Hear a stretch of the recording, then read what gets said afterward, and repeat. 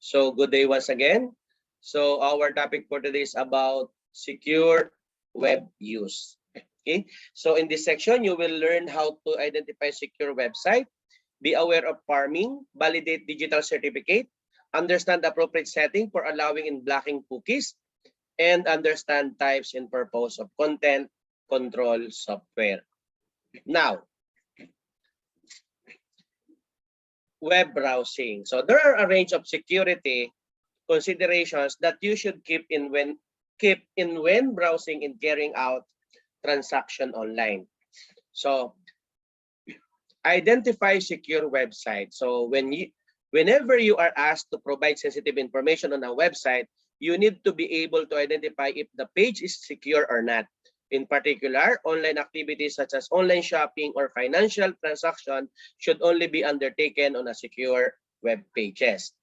So there are two commonly used indication that a web page is secure. Number one, the URL starts with HTTPS.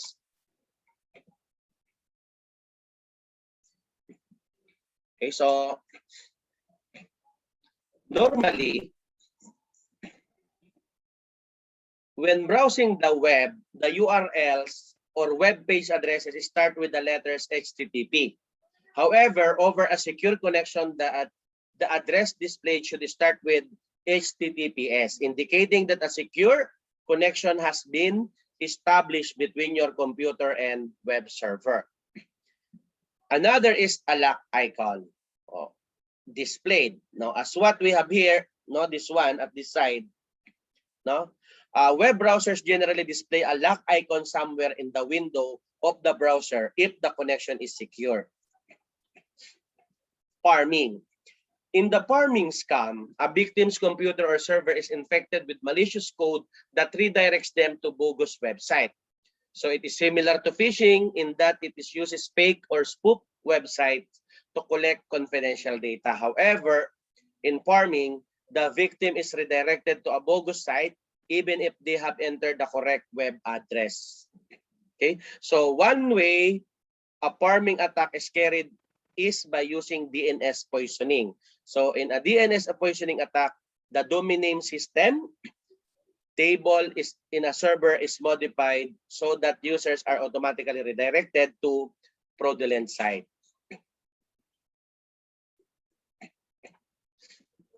Now,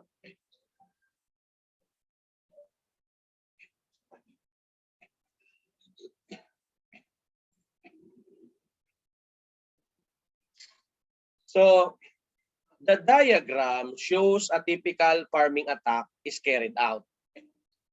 So the attackers target the DNS server, as you can see here. For example, one hosted by an ISP, the attacker changed the IP address of a web server that contains a fake version of the website. Then a user wants to go to the website, this website,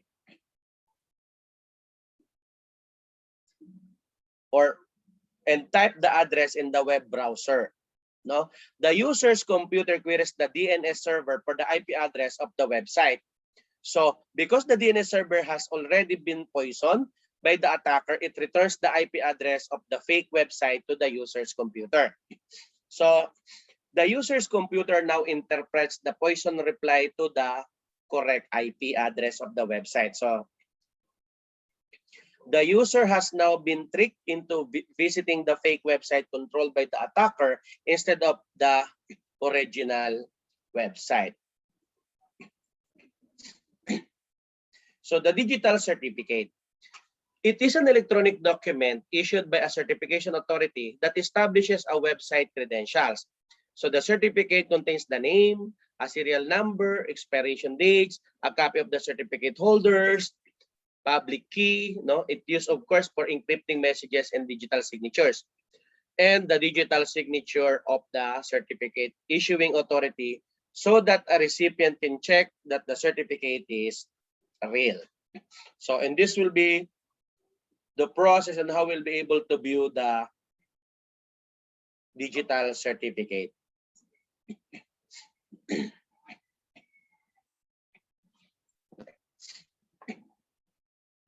one-time password or OTP. So a one-time password is a type of password that is valid for only one transaction or login session. This type of password can only be used once within a limited period of time and usually lasting a few minutes. Unlike traditional static password, even if a hacker is able to record the one-time password, it cannot be reused since it will no longer be valid once the authorized users logs into the system. So one-time passwords are commonly required for online banking transactions. So for example, an SMS notification may be used to log into an online banking services as what we have here. So another way of generating an OTP is using a security device. So this part, no? Such as that shown here, which generates a random PIN that acts as a second level of authentication.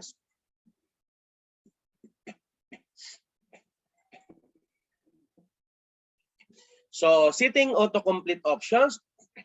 A browser autocomplete functions will save any words typed into browser fields and then suggest matches when you type again in those fields.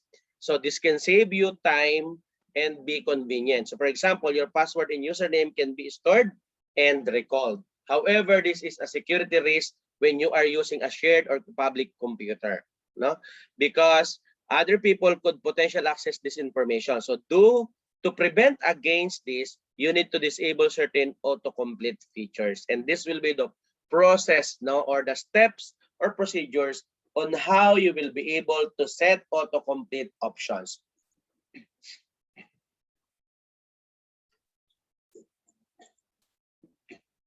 The cookies, no? A cookie is a piece of data stored by a website within a browser and then later sent back to the same website by the browser. Website uses cookies to offer a personalized and consistent experience to users and to gather information about website use.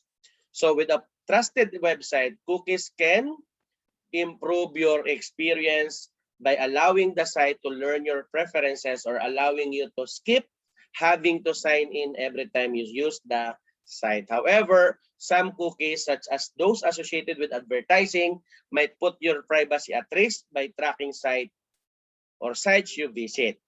So this will be the process in how we'll be able to block or allow cookies based on their type. So as what I have here in our presentation, in my presentation actually. Clearing private data browser or data from a browser. So browser store the following types of information on your computer or device. Na? Temporary internet files, cookies, a history of the website you visited, information that you have entered into websites or the address bar, and save web passwords. If you use a public computer and do not want any of your personal details to be left behind, you should delete these informations. And how to do that? This will be the process.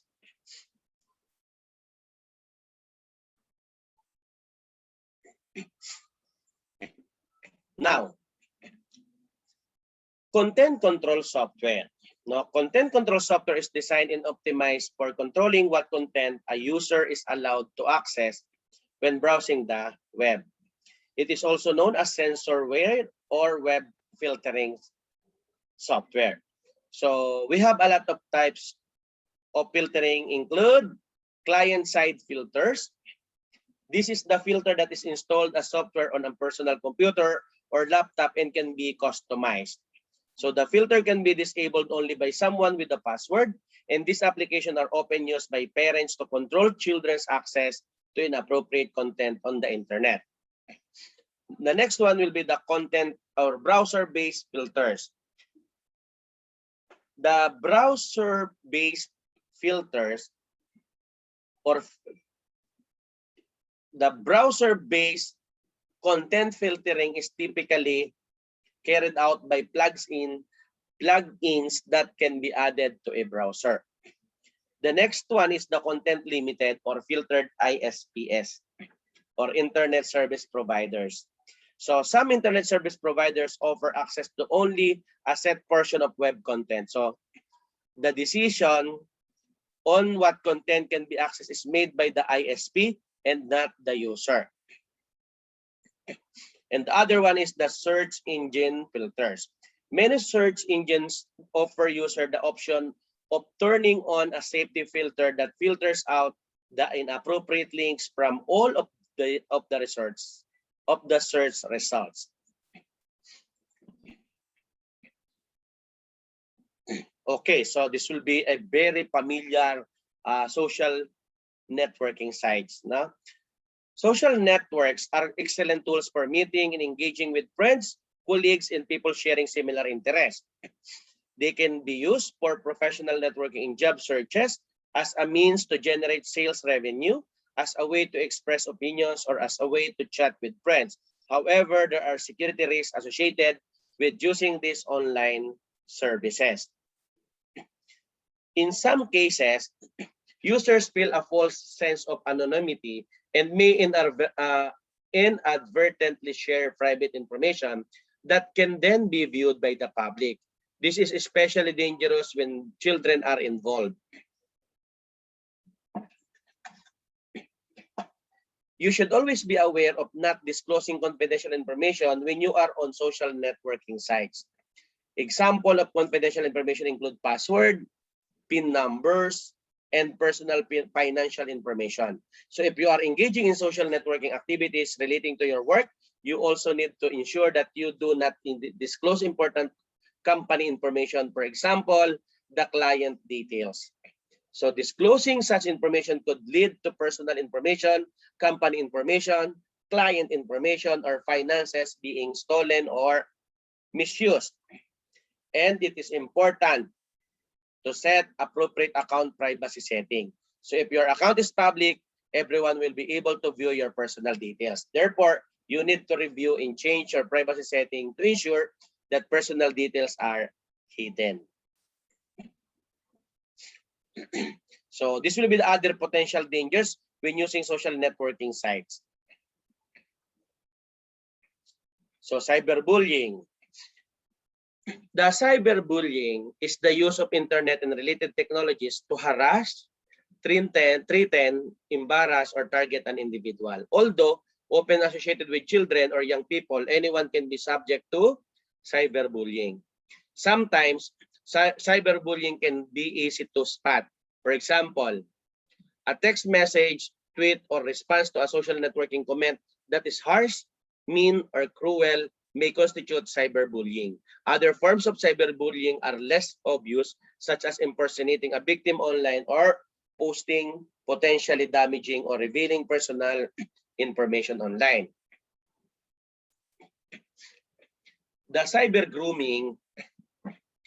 Children and adolescents are increasingly involved in the online world. So with many of them having multiple social networking accounts or profiles. And these profiles often contain personal information such as home addresses and phone numbers. Perpetrators can use this information to make contact with the child for malicious purposes, often pretending to be another child even if they are an adult. So the perpetrator makes contact with a child, builds a relationship, and develop trust. Then the perpetrator then take advantage of the trust to try to exploit them sexually. And this is called cyber grooming. Misleading or dangerous information. Be careful not to believe everything you read online. Why? People may post false or misleading information about a range of topics, including their own identities. And this may not be done maliciously. However, you should try to verify the authenticity of any information before automatically believing it or taking any action. Because the internet makes it easy for people to conceal their identities and motives.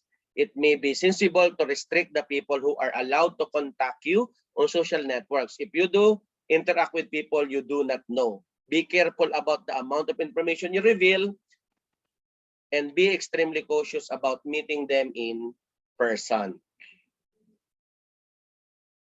Fraudulent links or messages. So users of social networking services can send messages that may include embedded links to other social network locations or even outside sites. Social network spammers can use these tools to target a certain type of users or send messages from an account disguised as that of a real person. And these messages may include embedded links to pornographic sites or other sites designed to sell something. It is also important to note that online abuse can be reported to the social network provider and possibly to a law enforcement agency if the incident is sufficiently serious. So that's it for the security web use. And thank you for listening and watching. Good day, everyone.